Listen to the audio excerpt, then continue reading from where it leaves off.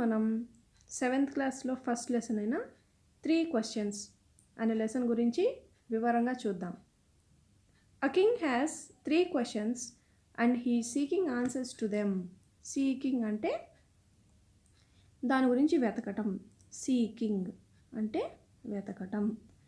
Answers to them అంటే వెతకటం అంటే searching అనొచ్చు కదా. సీకింగ్ అనడం ఏంటంటే ఏదైనా ఒక క్వశ్చన్ గురించి మనం దాని ఆన్సర్ కోసం వెతుకుదాన్ని సీకింగ్ ఫర్ ఆన్సర్ అని అంటాం. What are the questions? కింగ్కి ఉన్న క్వశ్చన్స్ ఏంటి? Does the king get what he wants?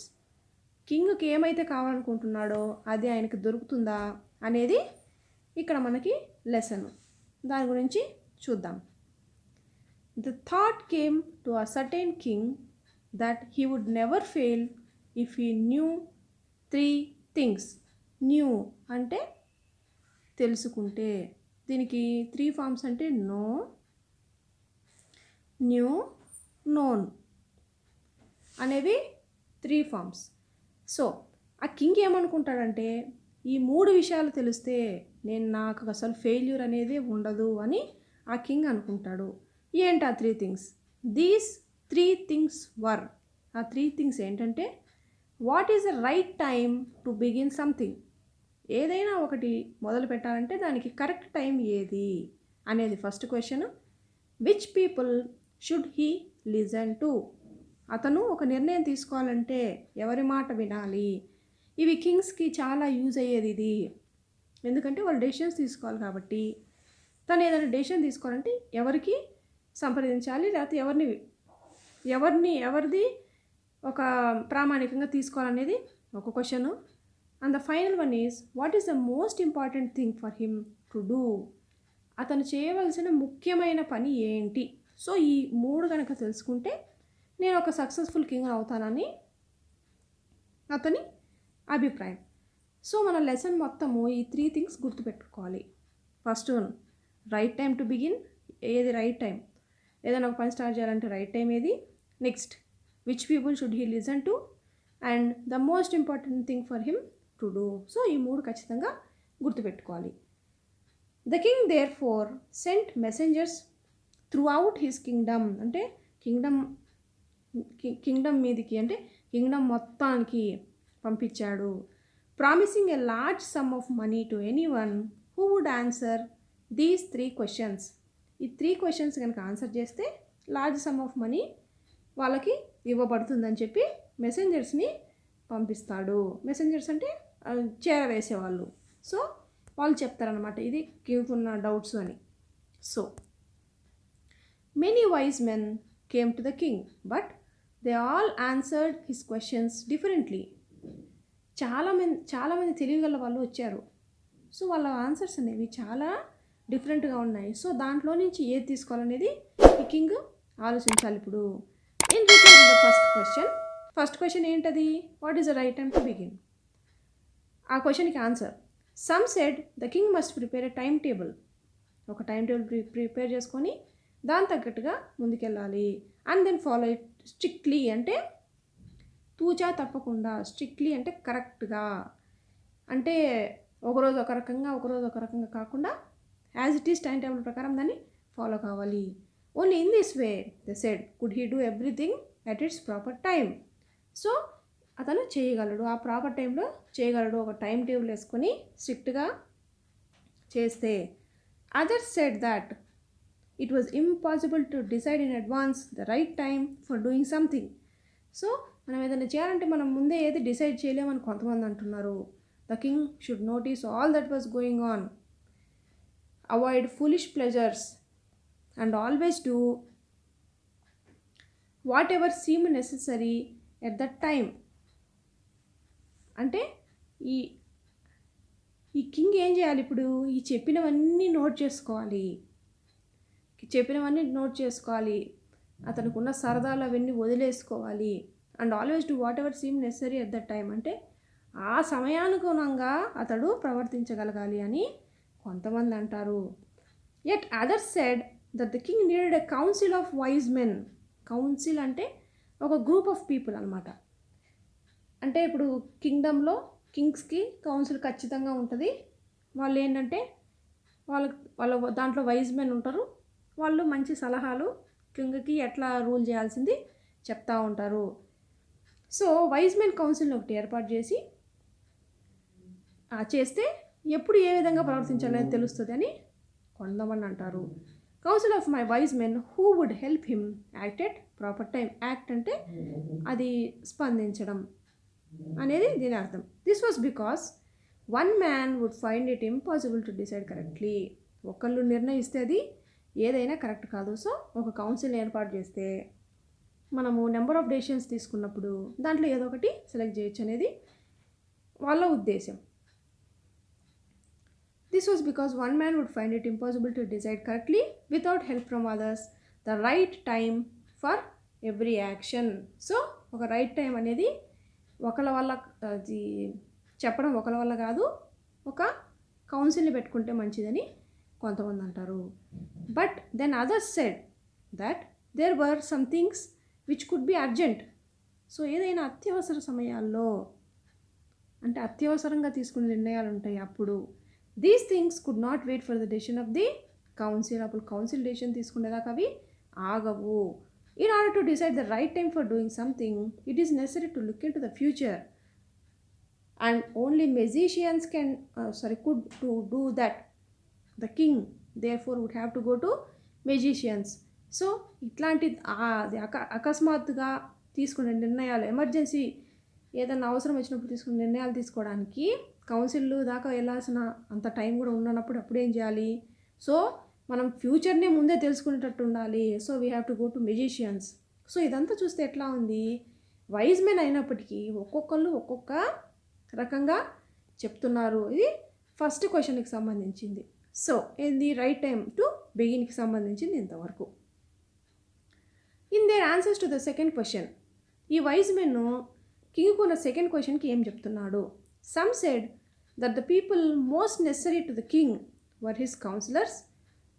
Others said the priests. A few others chose. Choose, chose, chosen. Choose. C-H-O-O-S-E, choose. C-H-O-S-E, chose.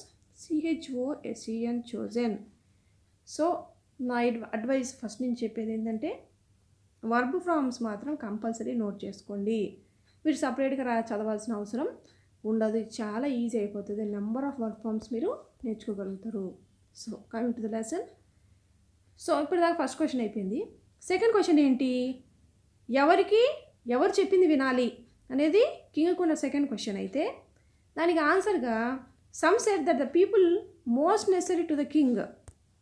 ఎవరికైతే కింగ్కి అత్యవసరంగా ఉంటారో, చాలా దగ్గరగా ఉంటారో వాళ్ళని, ప్రీస్ట్ అంటే పూజారులు, వాళ్ళని అంటే కింగ్ చెప్పిన అది కింగ్ వినవలసిన వాళ్ళు ఎవరు అంటే వీళ్ళు. అట్లా కొంతమంది కౌన్సిలర్స్ అంటే, కొంతమంది ప్రీస్ట్ అంటే, కొంతమంది డాక్టర్స్ అంటే, కొంతమంది సోల్జర్స్ అంటే సైనికులు అంటే ఎవరు? ఒక కింగ్డంలో సైన్యం ఉంటుంది కంపల్సరీగా. ఎందుకు? యుద్ధం చేయడానికి. ఇతర కింగ్డమ్స్ నుంచి వచ్చే రాజుల నుంచి మన కింగ్డమ్ని కాపాడుకోవడానికి సోల్జర్స్ ఆర్ నెససరీ. సో వాళ్ళు చెప్పేది వినాలి. సో ఇంతమంది ఇన్ని రకాలుగా చెప్తున్నప్పుడు కింగ్కి ఏమవుతుంది? సో సెకండ్ క్వశ్చన్ అయిపోయింది. ఎవరికి వినాలి అంటే ఒకళ్ళు కౌన్సిలర్స్ అంటున్నారు, ఒకళ్ళు ప్రీస్ట్స్ అంటున్నారు, ఒకళ్ళు డాక్టర్స్ అంటున్నారు, ఒకళ్ళు సోల్జర్స్ అంటున్నారు. సో అతనికి అర్థం కాలేదు. To the third question some said science, others చాస్ fighting and at others religious worship. అంటే most important thing to do అంటే చేయాల్సిన ఇంపార్టెంట్ థింగ్స్ ఏంటి అంటే ఒకళ్ళు సైన్స్ అంటే, ఒకళ్ళు ఫైటింగ్ అంటే, ఇంకా వేరే వాళ్ళు రిలీజియస్ వర్షిప్ అంటే దైవభక్తి, దైవాన్ని కొలవటం అని కొంతమంది అంటున్నారు. సో ఒక్కొక్కళ్ళు ఒక్కొక్క రకంగా చాలా డిఫరెంట్ ఆన్సర్స్ వచ్చేసరికి కింగ్ చాలా కన్ఫ్యూజ్ అయిపోయి ఏం చేస్తాడో చూద్దాం. As the answers to his questions are so different. అంటే కింగ్ క్వశ్చన్స్కి వచ్చే ఆన్సర్స్ చాలా డిఫరెంట్గా ఉన్నాయి. The king was not satisfied and gave no reward. So ఆ కింగ్ ఏం చేస్తాడు?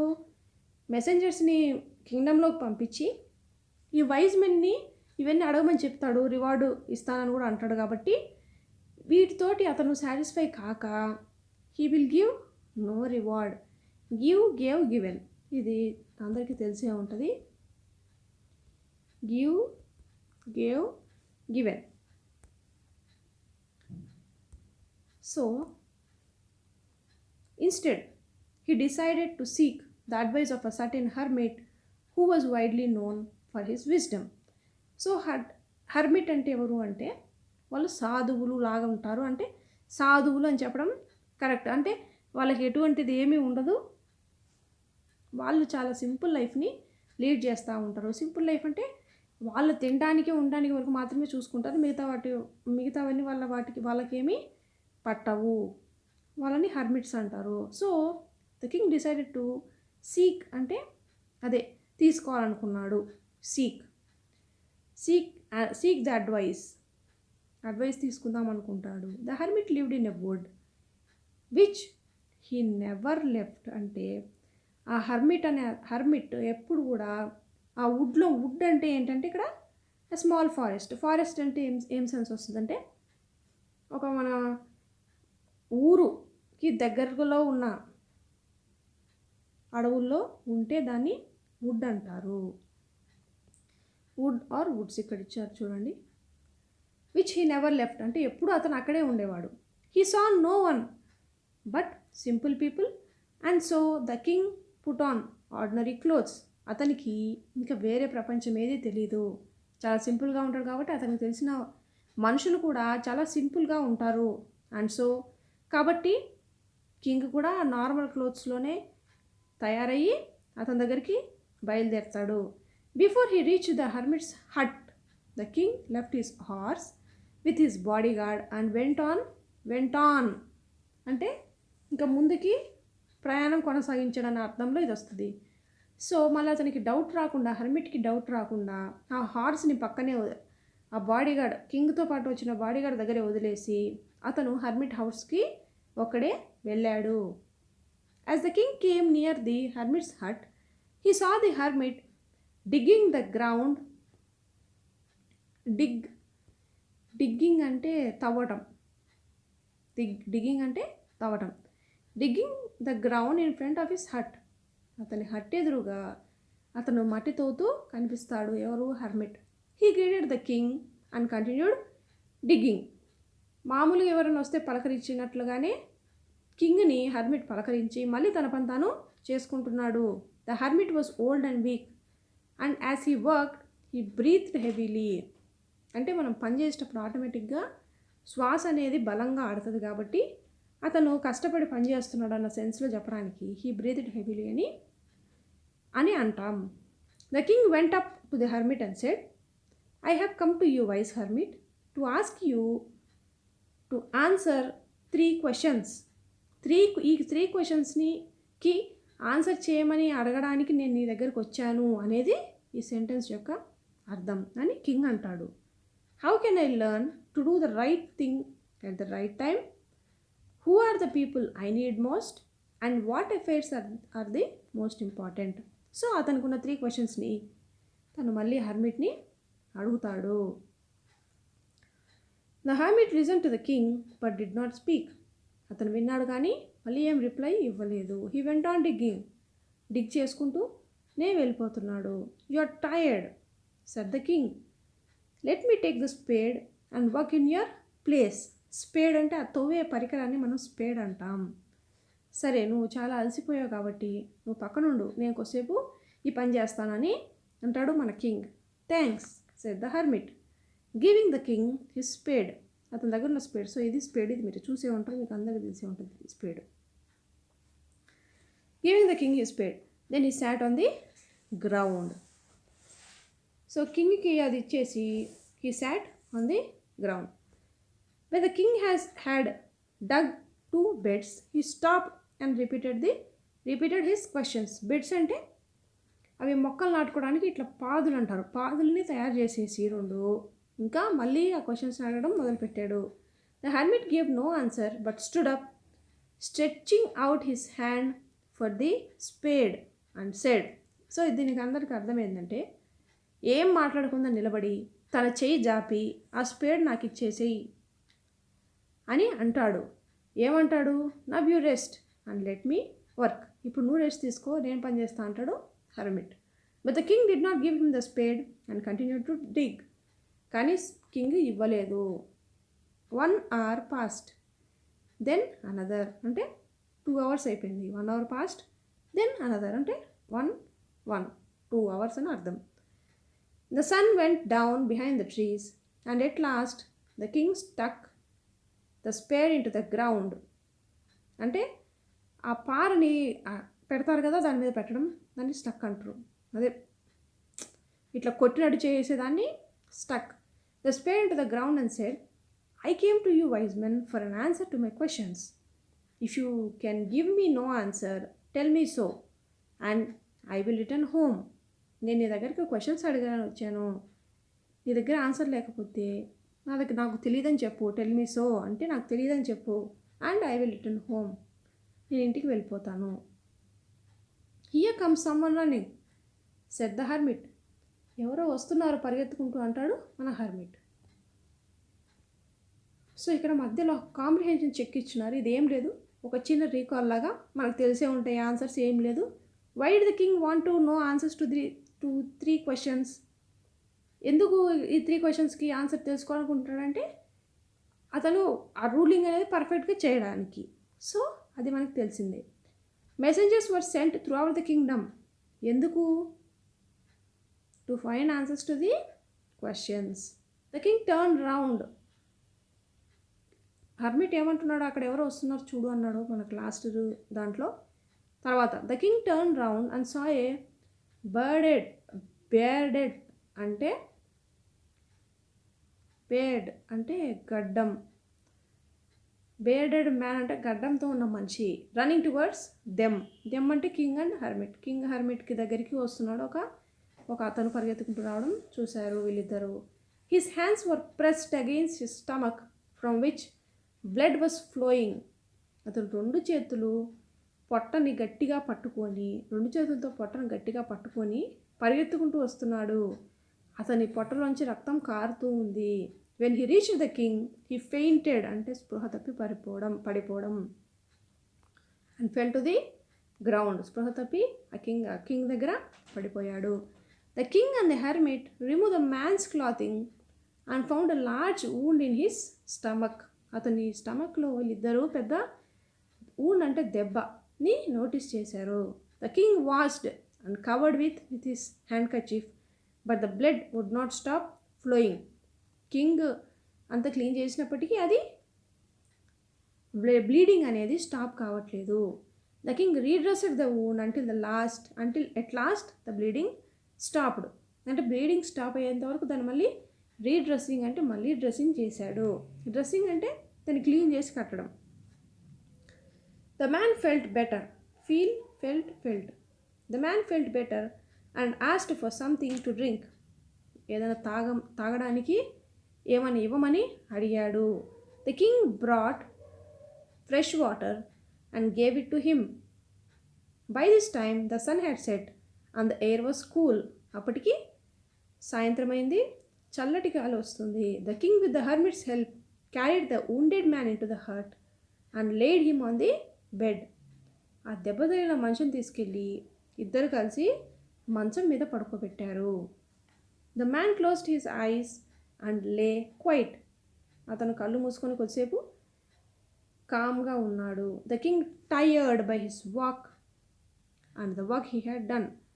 ఎందుకు టైర్డ్ అయిపోయాడు కింగ్? ఇప్పుడు దాకా పని చేశాడు, అట్లా అక్కడి నుంచి నడుచుకుంటూ వచ్చాడు కాబట్టి, అతను అలవాటు లేని పని కాబట్టి he was tired. Lay down on the floor and slept through out the night. రాత్రి మొత్తం నిద్రపోయాడు. వెన్ హీ అవోక్ అంటే లేచేసరికి, నిద్ర లేవడాన్ని అవేకెన్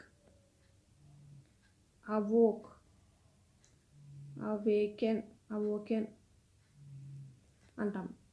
సో అట్లా అంటే నిద్ర లేచేసరికి it was several minutes before he could remember. ఇలా డ్రెస్ చేశారు. He would remember where he was or who the strange bearded man lying on the bed was. అతను లేచిన కొద్దిసేపటికి ఇవన్నీ అతనికి గుర్తొచ్చాయి. సారీ, ఆ కింగ్కి ఇవన్నీ మళ్ళీ ఒకసారి ఆలోచించాడు. Forgive me said the bearded man in a weak voice when he saw the king was awake. King నిద్రలేయడం చూసిన ఆ మ్యాన్ ఏమంటాడు? నన్ను క్షమించండి అంటాడు. ఎందుకంటాడు? I don't know you and have nothing to forgive you for. అంటే నేను దేనికి క్షమించాలి? నా దగ్గర నాకు తెలీదు, నిన్ను క్షమించాల్సిన అవసరం నాకు లేదంటాడు king. You don't know me but I know you. నువ్వు నాకు తెలియకపోవచ్చు కానీ, నేను నీకు తెలియకపోవచ్చు కానీ నువ్వు నాకు తెలుసు. I am that enemy of yours who's for revenge on you. అంటే నేను నీ ఎనిమీని, నాకు నీ మీద రివెంజ్ ఉంది, అంటే పగ ఉంది అంటాడు ఆ మ్యాన్. ఎందుకంటే you put my brother to death and seized my property. Seized అంటే లాక్కోవడం, సీజ్డ్ అంటే బలవంతా లాక్కోవడం. కింగ్ ఏం చేస్తాడంటే ఆ దెబ్బ తగిలిన మనిషి అన్నని చంపేసి అతని దగ్గర ఉన్న ప్రాపర్టీని లాక్కుంటాడు. I knew you had gone alone to see that hermit and I made up my mind to kill you on your way home. So నువ్వు హెర్మిట్ దగ్గరికి వెళ్తున్నావని నేను తెలుసుకొని నేను చంపుదామని ఈ విధంగా ప్లాన్ వేశాను అంటాడు ఆ మనిషి. But the day passed and you did not return. ఒకరోజు గడిచినప్పటికీ నువ్వు రాలేదు. So I left my hiding place and came upon your body guard. సో నేను ఎక్కడైతే దాక్కున్నానో అక్కడి నుంచి ఫస్ట్ మీ బాడీ గార్డ్ని అటాక్ చేద్దామని వచ్చాను. Who recognized me and wounded me. వాడు నన్ను గుర్తుపట్టి నన్ను గాయపరిచాడు. I escaped from him but I should have died if you had not dressed my wounds. నువ్వు నా కనుక కట్లు కట్టకపోతే నేను చనిపోయేవాడిని. I wish to kill you and you have saved my life. నేను చంపుదాం అనుకున్నాను కానీ నువ్వు నన్ను కాపాడావు. Now if I leave I will serve you as your most faithful servant and will order my sons to do the same. ఇప్పుడు కనుక నేను బతుకుతే నేను విశ్వాసంగా నీకు పనిచేస్తాను, అలాగే తర్వాత నా పిల్లలు కూడా అదే చేయమని చెప్తాను, నన్ను క్షమించు అంటాడు ఆ wounded man. The king was very happy to have made peace with his enemy so easily. Made peace అంటే ఒక సంధి కుదుర్చుకోవడం. అట్లా సంధి కుదుర్చుకున్న దానికి ఆ కింగ్కి చాలా హ్యాపీగా ఉంది. And to have won him over as a friend. Won him over అంటే అతను ఎనిమీని ఫ్రెండ్ చేసుకున్నాడు కాబట్టి చాలా హ్యాపీగా ఉన్నాడు. He not only forgave him but said he would send his servants and his own doctor to look after him. అంటే అతను క్షమించడమే కాక అతనికి సర్వెంట్స్ని పంపించి తన కింగ్కి చూసే డాక్టర్నే లుక్ ఆఫ్టర్ అంటే టేకింగ్ కేర్. ఇది ఒక ఫ్రేజల్ వర్బ్. లుక్ ఆఫ్టర్ అంటే టేకింగ్ కేర్. సో దీని గురించి చెప్పాలంటే I have to look after my parents have to look after their children. Doctor have to look after their patients. So look after అంటే taking care అనేది non sense. అతని king డాక్టర్ని పంపించి నిన్ను జాగ్రత్తగా చూసుకునేలా చేస్తాను అని ప్రామిస్ చేస్తాడు. అట్లా ఏం ప్రామిస్ చేస్తాడు? అతను లాక్కున్న ప్రాపర్టీని కూడా ఇచ్చేస్తానని ప్రామిస్ చేస్తాడు. Leaving the wounded man the king went out of the hut and look round for the hermit. So ఇట్లా మాట్లాడిన తర్వాత మ్యాన్ తోటి ద కింగ్ వెంట్ అవుట్, వెళ్ళి హెర్మిట్ని వెతుకుతుంటాడు బయట. Before going away he wished once more to get answers to his questions. ఇంకా king వెళ్ళిపోదాం అనుకుంటాడు. వెళ్ళిపోయే ముందు మళ్ళీ ఆ హెర్మిట్ని క్వశ్చన్స్కి ఆన్సర్ చెప్పమని మళ్ళీ అడుగుతాడు. విష్డ్ అంటే అడగడం ఇక్కడ. The hermit was on his knees sowing seeds in the beds అంటే అవే పాదులు. That had been dug the day before. Dig past tense dug అంటే ఇంత ముందు రోజు తవ్విన పాదుల్లో మన హెర్మిట్ ఏం చేస్తున్నాడు? విత్తనాలు నాటుతున్నాడు.